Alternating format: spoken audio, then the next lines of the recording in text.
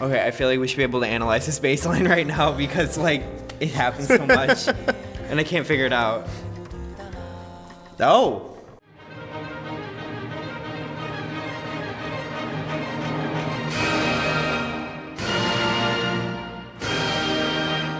Wait, why do I know Lee Jin Ah? Because she's awesome. Because she's so cool. So now you're reacting to the K-indie solo artist Lee Jin Ah and a song called Ordinary Days, released on her Unvisible, also translated to Invisible and Unseen, album. The song was released in 2013 before her appearance on K-Pop Star 4, so it's the earliest song we've ever heard from her. The lyrics of the song are about learning to find joy despite the mundane of ordinary days. I like that. I get behind that. All right, here we go. Sorry.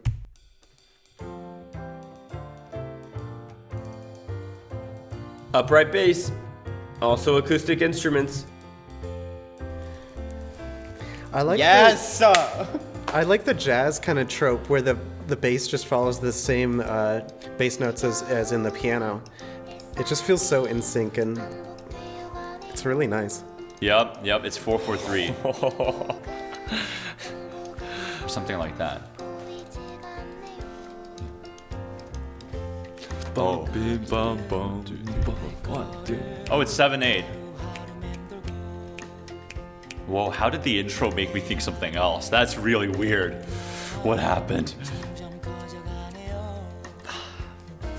And if there's like a time when you listen to us and we're saying like this sounds fake or like we've heard this all before and it's like this is it. Like it's brilliant. I love it.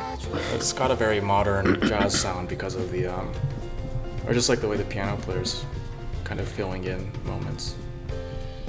Harmony's nice.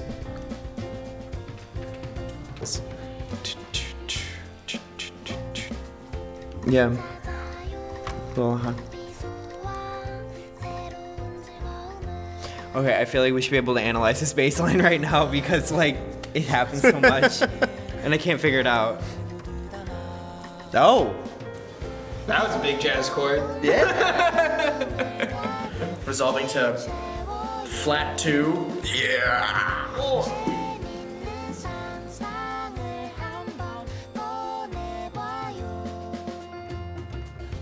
Hey, I really appreciate them doing different things in every verse. That's great. Oh. She has a nice touch. Yeah, I say that all the time, is that K-pop tunes are missing instrumental solos, and I love that this includes one. Wow, she's very skilled. Rhythmically, like, very, very precise. Like, it's great. Oh, we're in 4/4 now. Mm-hmm. Changed. That part was a 3/4 though. Like the dum boom, and then went back into 4/4. 2. Oh, 3, it's alternating 4. between Yeah. 4/4 and like. And probably some combination of 7/4. It was cute. We had a little question and answer, and then they came together.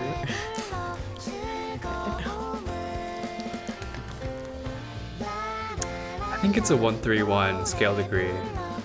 1-3-1, 1-3-1. Oh, That's great nice. harmonized. Because she's using just the same 2 notes over and over, and then he's moving underneath it, so it gives all these different. Well, he was harmonies. underneath it and then like went above, and she's like has this like bass line.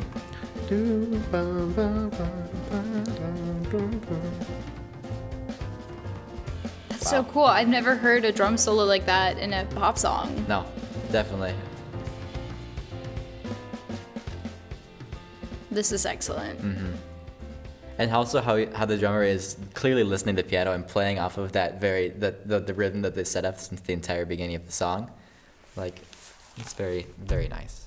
Like 7/8, 7/4, however you want to classify it, but you barely noticed because it was very smooth and it was more like 3 big beats with like a half beat.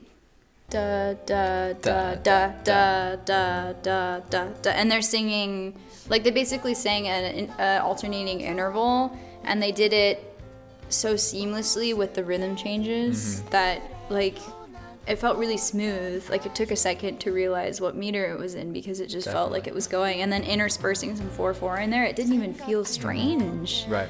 It just flowed really well. And having, you know, some like solo instruments sections too, showcasing her ability to play the piano, but also like a drum solo. When do you hear that? And like that is just so unique. And I like especially how it, like when you're talking about how it flows, like the entire song just flows from beginning to end. It's something you could sit and you don't even notice. Like I didn't notice the 3 minutes and 44 seconds since it began. It's just like a different world that you enter and then exit.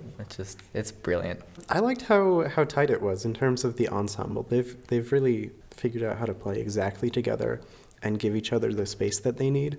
And a lot of these things tend to be improvised, which is the pianist doesn't know what they're going to be playing beforehand, and the drummer doesn't exactly know what they're going to be doing beforehand, but they just kind of come together and magic happens. I love got a that good bass line. It's stuck in my head right now, and I figured it out. Like I mean, I like can like dum da da da dum da da da dum da da da da. Or I messed up at the end. Bum, bum, bum. There's But there's a half step. Yeah, at the end. And that's what I love about it, is it's like it has this lilt to it that is just very artistic and it's very original. I mean, I listen to a lot of music and like I've never heard that. And it's, you know how like sometimes we react to songs and then we're like, oh, well, this kind of like sounds like this, or like this is influenced by this. I feel like this was very original, and like we even had improv, and I think that they used the perfect amount of ensemble players, and I really like the direction that she has, and it's just awesome. There were many moments of that where you guys were like, oh, great, but you didn't actually say what it was about. What, if you can remember what moments you were like, whoa, that was pretty cool. What were they? There was one where they did like, it's a pretty common alteration where you do like pretty much a half step up major chord before you resolve to whatever chord you're going to. It's a cliche modern jazz thing to do. So yeah, mostly those extensions. So like instead of 1 3 5, like 1 2 3 5 6 and then 7 maybe. So What was cool about it is it's in 7, so like 1 2 3 4 5 6 7 1 2 3 4 5 6 7.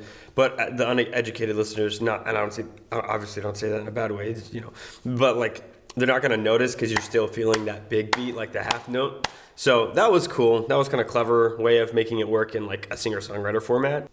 Drum solo vamp. Nice. Fade out, man. Because there's such an obvious ending, you know?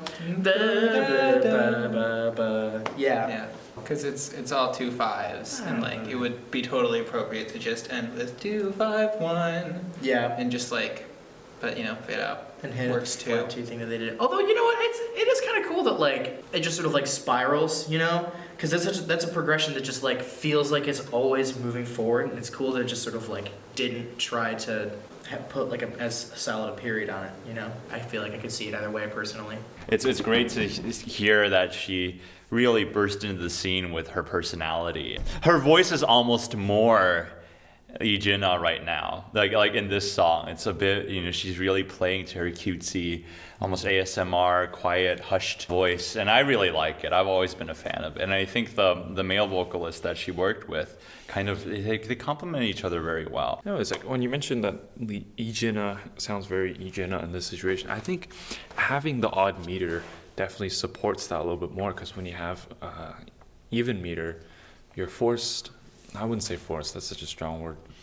You're put into a fixed rhythm every time. Versus 7/8, you group it into 2-2-3 or 2-3-2 or 3-2-2. It's like the options are, you have 3 options to work with, and then was it 7/8? Yeah. Was it? Yeah. So 7/8. So you have 3 options that you could change it, and then once you hit that 3, or once she hits the 3, it's like da da da. It leaves a question, and she can do more with her voice or her phrasing or the inflection at that point. So there's a freedom in having odd meter, and then once it went back to a more even meter in the middle, that's when I was like, oh my goodness, like it feels very restricted, very tight. Go back to an even meter. Even meter? I think we just got used to it. Oh, okay. Yeah. Okay. So it sounds like it sounds like an hourglass a little bit. Just you have it very free, and it starts getting narrow, and it's like you have that 4/4, and then. And then thinking in terms of that, the drum solo, if it's just fading out where it's just a little bit ambiguous, I guess that's fine. But in considerations of jazz, it'd be nice to hear what the drum solo would wanted to do. What it amounted to at the end. Yeah, it's like it's not so much just you fade away. It's wait until the next album.